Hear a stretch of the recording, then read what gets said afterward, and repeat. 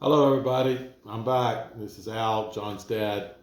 We're down at the new house on the farm today. It's Saturday. It's a cold day here in January, and John asked me to do something to do a little film.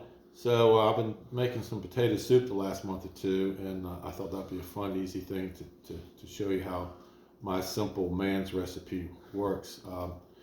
We have some red potatoes that are from the summer, and they have sprouted somewhat.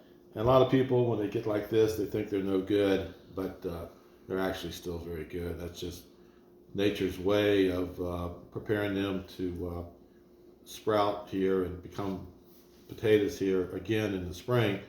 I like to actually take these potatoes that have the sprouts on like this and plant them just as a whole potato in April.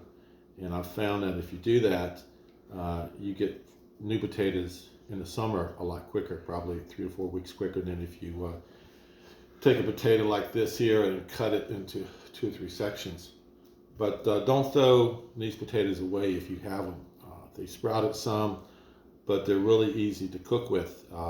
They're soft, they cook quicker, and they're still fine. There's nothing wrong with these potatoes. They just have a little blemish look to them. And they peel really easy. I got all my Pyrex and Corningware that I bought this summer to refurnish the kitchen for everything we lost in the fire. And I think the patterns here kind of match up pretty well. I like the green color, the white background on the Corningware, and I like the green background. It kind of matches the blossoms on the Corning flatware. So we're going to use that today too to do our potato soup. This potato soup is really easy to make. I cheat a little bit with ingredients. It's pretty simple. It's very few ingredients. You got black pepper, of course, potatoes. I like to use a lot of celery in my potato soup. And the one little ingredient that makes it a whole lot easier to make the soup with is simply to use a can of cream of celery soup. And I found if you use a can of this, you can add water to it to create the degree of thickness that you like in your potato soup. Some people like a real creamy based potato soup. Other ones like kind of less creamy and more watery. And I kind of like mine a little less creamy just to kind of cut down on the calories of it. So we're going to use this today. And I've started some potatoes earlier to get them cooking, to get them ready to use here in a few minutes. But I'm going to peel a couple of these potatoes just to show you how easy these potatoes peel and how white they are once you peel them. You can see that they're easy to peel. This is a big one here that, not quite the size of a baseball, but it's got some size to it. And it peels really easy. And you can see that there's really nothing wrong with the interior of the potato. It's a nice white flesh. And a larger one like that, I may cut it into some additional pieces here. If you like your potatoes really diced up, you could take that one and cut it, a few more times, whatever you like. I kind of like mine just a little bit on the chunky side. And I'm probably going to make, I don't know, around a half a gallon, maybe a little bit more in the soup today, maybe 3/4 of a gallon. I'm not going to do a great big pot. It's just John and I here on the farm this weekend, so I'm not going to do a lot for that would last 3 or 4 days. But you can see here the potatoes, they work really nice, and I'm going to use these on something a little bit later today. And then the celery, I really like to use celery in a lot of things. I think celery is a very unique vegetable. It has one flavor when you eat it raw with a little mayonnaise and salt. And then when you cook it up, it has a completely different flavor. It kind of maintains itself when you use it in soups. And I use a lot of celery when I make vegetable soup or beef soup. And I'm going to probably use today, I would say probably 5 or 6 sticks of it today. So we washed it earlier, and it's nice. And I normally cut this in sections at more than a half an inch, but maybe less than an inch. It's not really important on how long you make it, but I guess it will probably cook up a little bit quicker if you kept it shorter. And I like to see the celery in my potato soup. I like the green, and I like to see the potatoes in there. And I don't like to do the soup until it becomes like a mashed potato soup. So I'll use about a little bit more than a cup here today. And that's pretty much all we need right there. And like I said, I had started some potatoes earlier today. I got them boiling.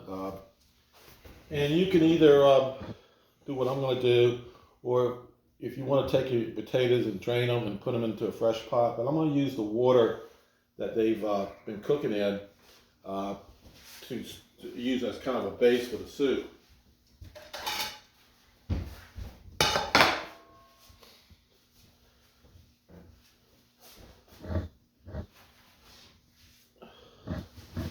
So the pan's pretty hot, but you always test your potato to see how ripe it is and how cooked it is. And you can see these cut really nice. They're pretty much done and ready. And you can see here that I got right much water still left in my potatoes, and I kept these, like I said, a little bit bigger. I like them a little bit larger. That might be a little bit larger than I normally do, but it'll still be nice.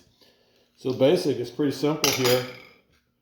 We're gonna add our couple ingredients that we have here. We're gonna put in the celery.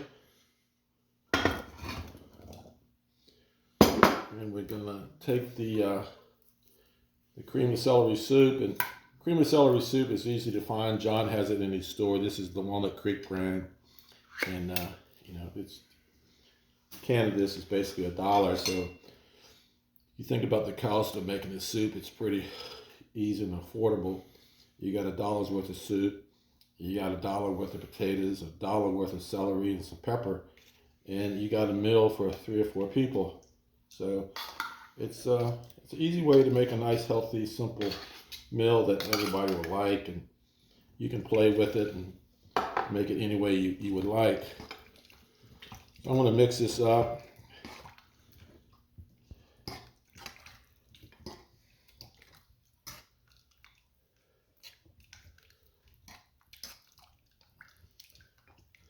And I like a lot of pepper on all my soups. When I make vegetable soup, I put in a lot of pepper. I really don't use any salt. And I'm going to use an abundant amount of pepper here. I think it kind of gives it a touch of a little bite to it. And I think it kind of brings out the flavor of everything else. So I'm going to show you what I have here. And I'm going to put this on and probably cook it for about another half an hour to 45 minutes.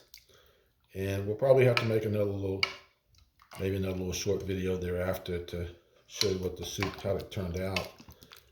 But this is all you do. It's pretty simple. I hope you all try this and customize it to fit your taste with the amount of potatoes or celery or pepper or whatever else you want to put into it. But as you see, it's nice and pretty, nice color. The potatoes are falling apart, so as you cook them, they'll become even a little bit more mushier, but they'll still have some consistency to them. So I hope everybody's having a good winter.